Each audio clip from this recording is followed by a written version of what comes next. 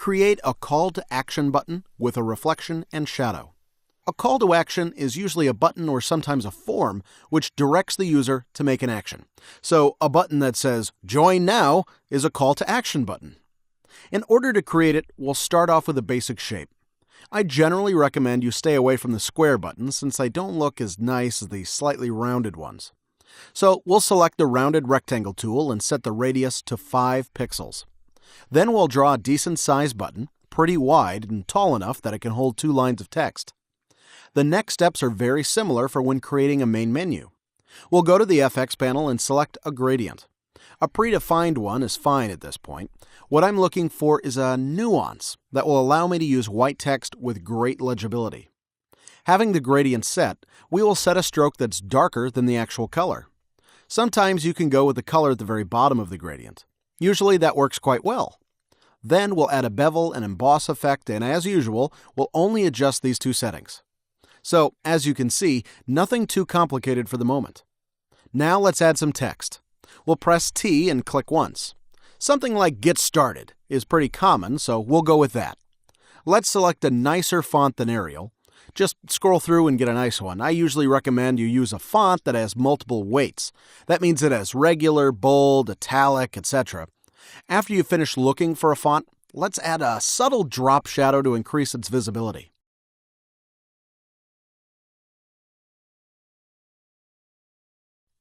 Now add a second line of text that is a short message like, "Sign up right now, get 50% off," or a message that will fit your button. As always, we can make the shape wider or taller by using the Control-A technique. The second line should usually have a different color than the first line, and it should always be smaller. We're going to need a good contrasting color, so something like yellow should do a good job. Make sure you decrease the size, and it's probably best to have a font set to normal since bold text isn't that legible. Drop shadows are generally not recommended for small text, but if you can make it look right, go for it. I will be sticking with the classic. To make sure your 2 lines of text are centered vertically in the button, you should group them and then use the tool up top. This way you won't have a different gap up top and another at the bottom. Remember how we made a separator from the main menu? We'll do the same here. But first, let's go get an arrow from the Custom Shapes panel. Its icon is this star. Then go up top and hit Shape, and a menu will appear. We're looking for a decent arrow or symbol of some sorts that represents action, movement, that kind of thing. Once you're happy with your selection, hold down Shift and drag. Make it white, and if needed, add a small drop shadow. This is a nice way to add some extra detail to your button. Now that we have that element in our button, let's arrange the text so it goes well with it and add a separator between them. So get the line tool, drag a line, and then use the Alt-Shift-Drag technique to duplicate, then make them black and the other white. Adjust the opacity, and there you have it.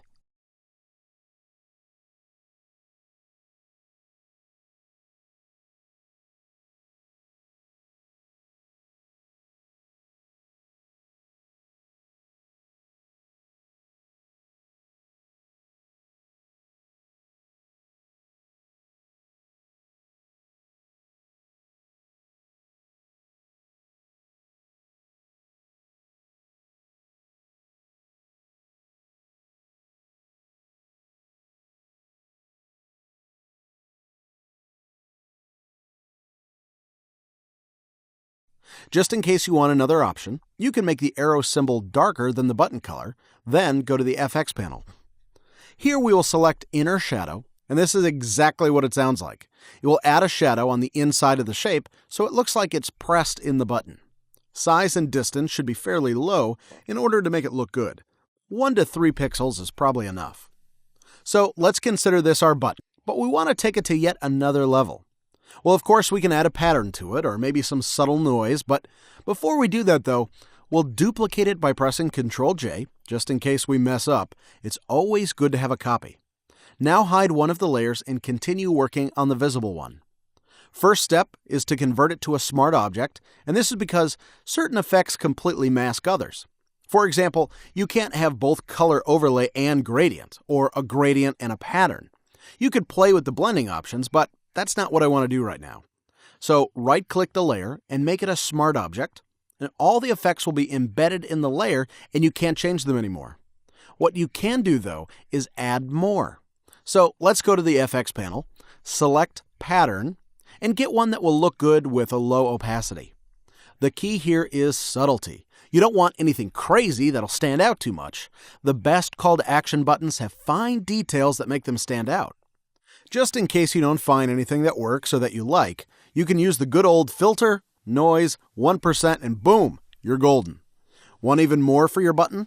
Let's make it look like it's sitting on a floor. To do that, we could use a drop shadow, but I want something better. I will set black as my color and get the ellipse tool. Then I will drag a shape like this. The color should be black and the layer should go underneath your button, so make sure you move it into place. Now select both layers and center them. Then go to Filter, Blur, Gaussian Blur, and press OK. The radius should be adjusted depending on the button. 5 to 7% is usually a pretty good bet. Now lower the opacity to make it less obvious, and if needed, reposition it. Another thing you can do is press Ctrl-T and flatten it a bit. You really have a lot of options here. You can make the buttons seem like it's floating by creating a darker, more intense shadow and having a bit of a gap between them. You can also have a very subtle shadow very close to the button. It depends on what you want to do in your design.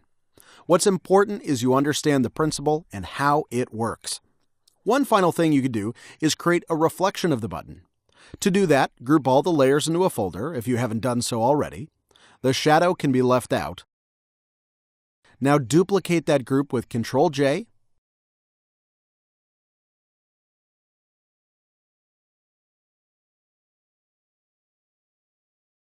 press Ctrl-T, and hit Flip Vertically.